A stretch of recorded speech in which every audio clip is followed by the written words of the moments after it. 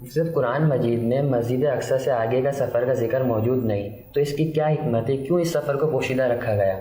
ہاں ممکن ہے یہ جو آپ نے سوال کیا کہ قرآن مجید میں تو صرف مسجد اقصی تک کا ذکر ہے، تو اس سے آگے تو معراج نہیں ہوئی، تو کیا یہ درست ہے؟ نہیں۔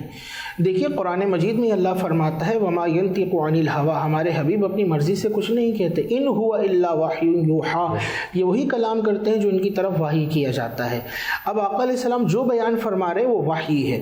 اب یہ دو طرح ہیں، ایک وہ جو قرآن کی صورت میں ہمارے تک پہنچا، اسے وحی مطلوب کہتے ہیں، اور ایک وہ ہے جو احادیث طیبہ کی صورت میں ہم تک پہنچا، اسے وحی غیر مطلوب کہتے ہیں۔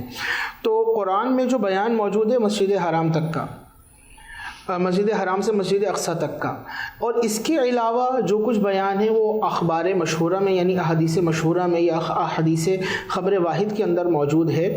تو یہ خبریں، احادیث طیبہ اور اخبار، یہ تمام کی تمام گویا کہ وحی کی ہی ایک صورت ہیں، اور قرآن کا بیان سب سے پہلے احادیث طیبہ کے ذریعے ہی ہم تلاش کرتے ہیں آیات کا، اور ان کی تفاصیل قرآن کے اندر ہر چیز کو مفصل طور پر کلیئر بیان کیا جائے تو یہ تو بہت پھر ضخیم کتاب ہو جاتی۔